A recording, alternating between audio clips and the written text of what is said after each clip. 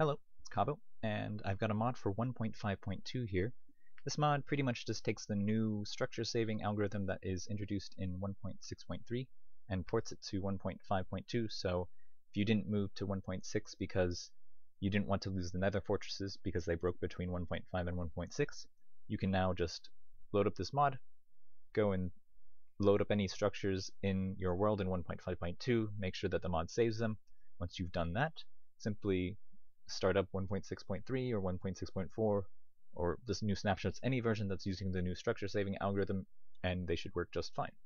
So that's the idea behind the mod. Go ahead and give a little demonstration here.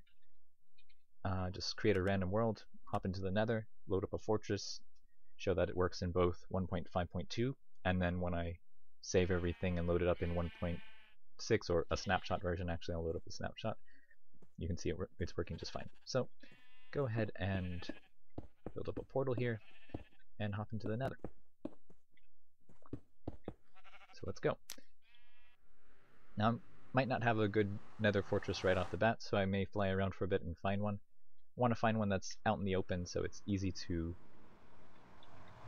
see all the spawning. So I'll fly around for a bit, look for something nice, and get back to you once I find it. See you then. Okay, took me a while, but here's a nice open Nether Fortress. You can see there's a skeleton on it right now, but I'm going to switch the difficulty to peaceful and then switch it back to hard. So hopefully we'll see some spawns. Not yet. Let's try it again. So yeah, there you go. Skeleton spawning on there, one over there, and as you can see, we're in 1.5.2. Now, I'll do it one more time just for demonstration purposes. Yeah, lots of skeletons and blazes spawning all around. So that's good. It's working like expected. Now we'll switch over to the snapshot and show that it's still working even when we switch over. So be right back. Alright, so we're now in 13W38C, one of the new snapshots. And if we load our world again, we'll see exactly as we left it.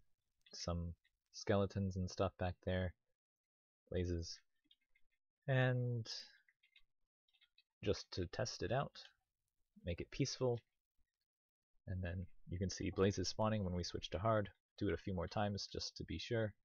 Yep, skeletons spawning there, blazes spawning there, everywhere we are expecting them. So pretty cool, working as expected. Some over there. And that's pretty much all there is to it. Now I'll show you how to install it on both the server and the client if you're not sure, but it's a pretty easy process, so we'll get to that. Okay, to install the mod, first thing you need to do, of course, is download it.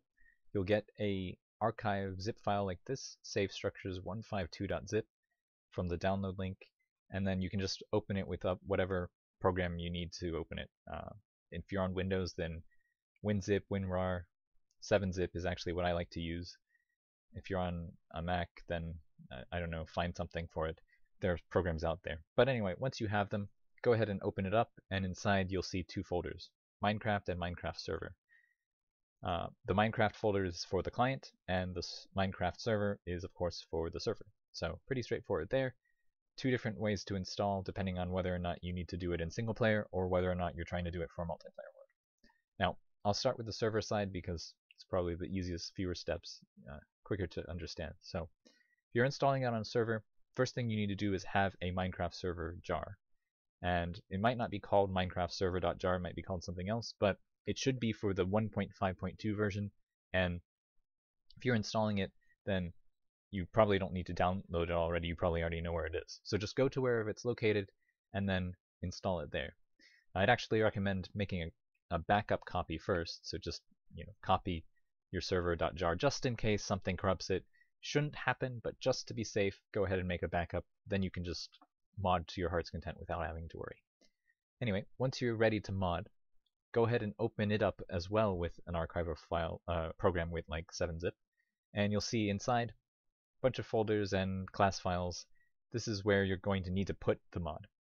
To get it, just go to the Minecraft server folder inside of the mod file, and you'll see a bunch of class files. Just copy all of these drag and drop into Minecraft server.jar, just like that. So now you have all of the mod files inside. Mod is installed. You can just take this and launch it. And actually, I'll go ahead and test that just to show. Just create a folder here so that it doesn't fill up my desktop. So we take our modded jar and we can just launch it. If you have your paths, Java paths set up correctly, you can see it works just fine. It's running, preparing spawn area. This is a fresh world, so it's just creating a bunch of stuff. And then it's done. And once it's done, you can go ahead and close it out and check out the data file, and you'll see we have a temple that generated, a few mine shafts that generated. If we had gone out and looked for nether fortresses and villages and is there anything else? Strongholds, then we'd see all of those in there as well. But all we have now is the temple and mine shaft because that's all it generated in that little spawn area. But as you can see, works just fine for the server. Now you can just upgrade your jar to 1.6.3 or later, and it should work fine with all the structures saved. They should get loaded without any problem. Now, for the client, it's a little more complicated. Let's open this up again. So we have the same files pretty much, but we need to install it a little differently. First thing we need to do is get to our user folder. So just go to whatever user folder you have, then go to app data, roaming.minecraft, if this is your Minecraft folder, which it most likely is. If you're not sure how to get here, you can also type into the search bar %, app data, %, and press enter, and it will take you to roaming. Then you should see Minecraft there. Assuming, of course, that that's the folder you're using, which is the default one, so probably will be. Then you go to versions, and you'll see all the versions that you've downloaded. Here I have 1.5.2 and the snapshot version. Since we're going to make a mod of 1.5.2, I'm going to make a copy of this one and just create a copy. I'm going to go ahead and rename this folder to 1.5.2 mod, and then change the names of the jar file and the JSON file inside to 1.5.2 mod as well. So just like this. Then go ahead and open the mod.json file with text editor, just using WordPad here, and you'll see the ID. This should match whatever your jar file is, or whatever your folder is, or whatever you're calling it. So 1.5.2 mod, just like this. Go ahead and save it, and then you can close it, and now you'll have a version for the modded jar. Now we actually have to mod it. To do that, go ahead and open the modded jar, or the mod jar, with your archiver program. You'll see it looks quite a bit like the server, a little bit different, but pretty similar. And you'll see this folder, meta-inf. Select that folder and delete it. If you don't delete it, then it won't launch client-side. So go ahead and delete that.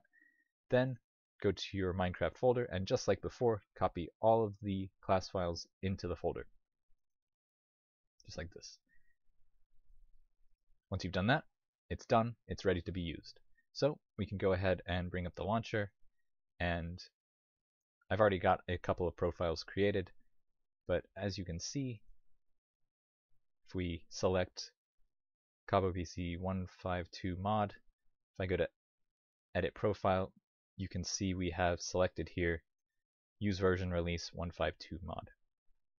It's basically what you'll need to do. Once you get it, you can just save profile and then launch the mod, and it will work. And that's all you have to do. Now, a couple things to note about this mod. Does it work with Bucket? I have no idea. Haven't tested it. I don't use Bucket, but it probably should. If it doesn't, then I'm sorry. But good luck, and I hope it does work. If not, maybe you can load the seed in a normal version. Just go and load all the structures that you want saved, then copy the structure files into your new world, and then it should be okay from there.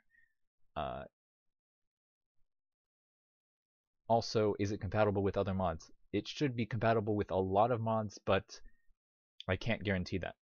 I don't know which mods are incompatible, so to be safe, you should do it on a clean version of Minecraft without any other mods installed. I cannot guarantee that it will work with any other mods. So that's all there is to it. I hope this video was helpful. I hope the mod will be helpful for anybody who needs to upgrade from 1.5.2 but doesn't want to lose their Nether Fortresses, and I hope you enjoy. Thanks for watching, and see you next time.